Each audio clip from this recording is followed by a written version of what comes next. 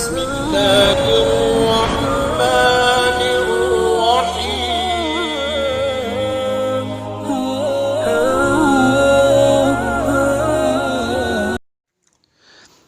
بسم اللہ الرحمن الرحیم. سامعین کرام، بہت سارے احباب نے یہ سوال کیا ہے کہ ترکی نے جو ایک ڈرامہ نکالا ہے ارطغرل غازی کے نام سے، اس کا دیکھنا کیسا ہے؟ اس ڈرامے کو لوگ بہت زیادہ شوق اور ذوق سے دیکھ رہے ہیں، بالکل دیوانے ہیں، مست و مگن ہیں. بہت سارے لوگ تو ایسے بھی ہیں جو اس ڈرامے کو گناہ بھی نہیں سمجھتے ہیں، بلکہ بغیر کسی گناہ کے نیت کے دیکھ رہے ہیں. تو اس کا دیکھنا شرعاً کیسا ہے؟ یہ جائز ہے یا ناجائز ہے؟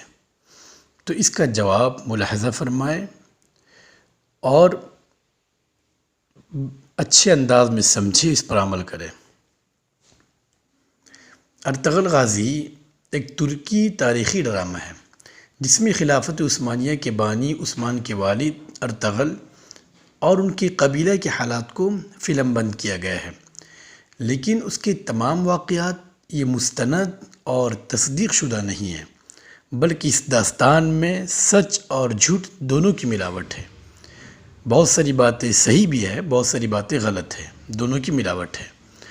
معتبر ذرائع سے یہ بات معلوم ہوئی ہے کہ اس ڈرامے کے کردار و مناظر بڑے اچھے ہیں، سحر انگیز ہے، جس کی وجہ سے عوام و خواص بلکہ دیندار افراد تک اس پر فریفتہ ہے اور اس کے دیوانے بنے ہوئے ہیں. یہاں تک کہ بعض نام نہاد علماء اور خود ساختہ مفکرین بڑے بڑے مضامین لکھ کر اس کو دیکھنے کی دعوت دے رہے ہیں.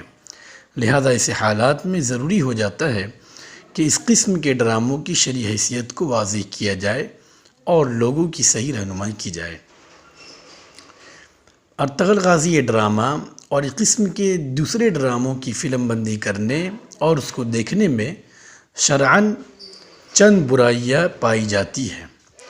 سب سے پہلی برائی یہ ہے کہ اس میں جان بوجھ کر جھوٹ شامل کیا گیا ہے، کیونکہ جھوٹ کی ملاوٹ کے بغیر ایسے ڈرامے مکمل ہی نہیں ہو سکتے اور ان میں دلچسپی بھی برقرار نہیں رہ سکتی. جبکہ جھوٹ کی اسلام میں کیا حیثیت ہے؟ وہ اظہر من الشمس ہے کہ وہ ایک گناہ کبیرہ ہے. دوسری بات یہ کہ ڈرامہ کی عکس بندی کرنا کوئی ایسی شرعی ضرورت نہیں ہے جس کے لیے تصویر کشی کی اجازت ہو. لہٰذا بغیر کسی سخت ضرورت کے ڈیجیٹل تصویر کشی بھی متعدد علماء کرام کی تحقیق کے مطابق جائز نہیں ہے. تیسری بات یہ ہے کہ اس میں عورتوں کے کردار کی وجہ سے مرد و عورت کا ملاؤ اور اختلاط بھی زیادہ ہے، جبکہ نامحرم عورتوں کو جان بوجھ کر دیکھنا ناجائز اور حرام ہے. شریعت اسلامیہ نے اسے آنکھ کی زنا سے تعبیر کیا ہے.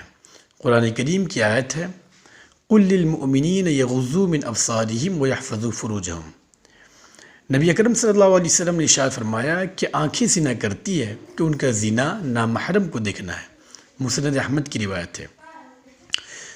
چوتھی بات یہ ہے کہ اس ڈرامے میں بیک گراؤنڈ میوزک بھی ہے اور موسیقی کے بارے میں نبی اکرم صلی اللہ علیہ وسلم کا واضح فرمان موجود ہے کہ موسیقی دلوں میں نفاق پیدا کرتی ہے.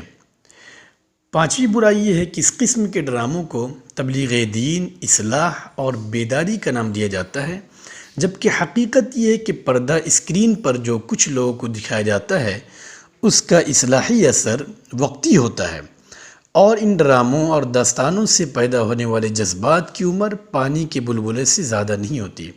اس کے مقابلے میں کتابی اثر دیرپا ہوتا ہے، زیادہ دیر تک رہتا ہے اور تاریخ کی معتبر کتابیں ہی حقیقی اثر پیدا کر سکتی ہے.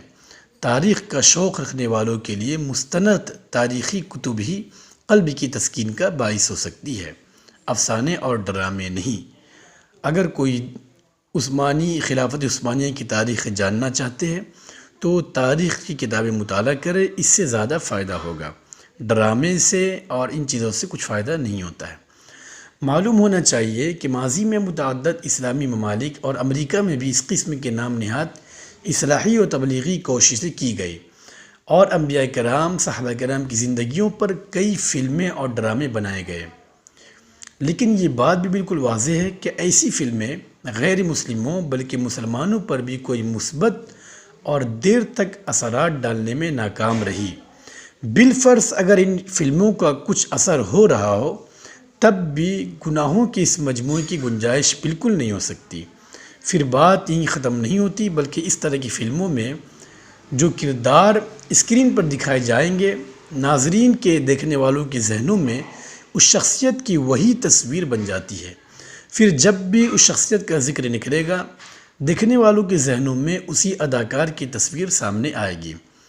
مثال کے طور پر کسی ڈرامہ میں حضرت بلال رضی اللہ عنہ کا کردار بتایا گیا، اس کردار کو ادا کرنے والے کی شکل دیکھنے والوں کے ذہن میں بیٹھ جائے گی۔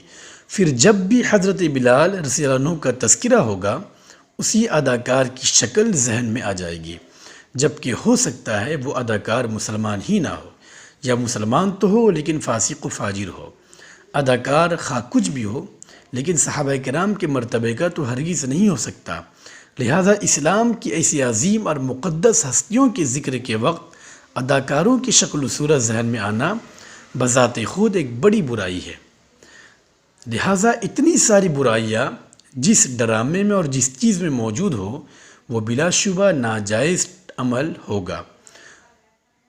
اب بہت سارے لوگ یہ کہتے ہیں کہ ترکی صدر کی طرف سے حمایت آئی ہے، ترکی صدر نے اس کو پسند کیا ہے۔ ترکی صدر کا اس کی حمایت کرنا کوئی شرعی دلیل نہیں ہے۔ ایسے ڈراموں کا بنانا، اس کا دیکھنا، اس کے دیکھنے کی ترغیب دینا یہ شرعاً درست نہیں ہے۔ نیز اس پر مال لگانا بھی گناہوں پر تعاون کرنا ہے اور سخت گناہ کی بات ہے۔ مسلمانوں کو چاہیے کہ اس ڈرامے سے پرہیز کریں۔ اب بہت سارے لوگ اس ڈرامے کو یہ کہتے ہیں کہ تاریخ اس سے معلوم ہوتی ہے، اس سے کافی زیادہ فائدہ ہوتا ہے۔ وہ الگ سی بات ہے کہ تاریخ کا علم تو ہوتا ہے، لیکن تاریخی علم کے ساتھ ساتھ بہت ساری برائیاں اور بہت ساری بگاڑ خرابیاں اس میں پائی جاتی ہے، جس کی وجہ سے علماء کرام نے ناجائز ہونے کا فتویٰ دیا ہے۔ کسی بھی جائز مقصد کو حاصل کرنے کے لیے ناجائز طریقہ اپنانا درست نہیں ہے۔ یہ فقہاء کرام کا ایک اصول ہے۔ خلافت عثمانیہ کی تاریخی دور کی جو روداد ہے، تاریخ کی کتابوں کے مطالعے اور اس کے متعلق لٹریچر عام کر کے ہو سکتی ہے، اس کے لیے فلم ڈرامہ بنانا اور دیکھنا یہ شرعی اعتبار سے جائز نہیں ہے۔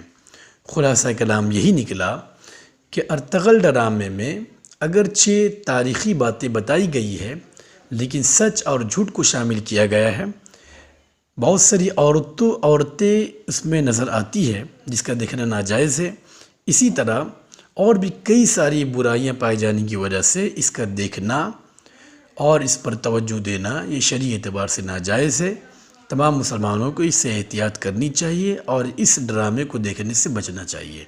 اگر تاریخ کی جانکاری چاہتے ہیں، تاریخی معلومات چاہتے ہیں تو مختلف کتابوں میں اس کا تذکرہ ہے، ان کتابوں کا مطالعہ کر کے آپ تاریخ جان لیں۔ واللہ اعلم بالصواب۔ السلام علیکم ورحمۃ اللہ وبرکاتہ۔ دینی مسائل کو عام کر کے ثواب دارین حاصل کریں۔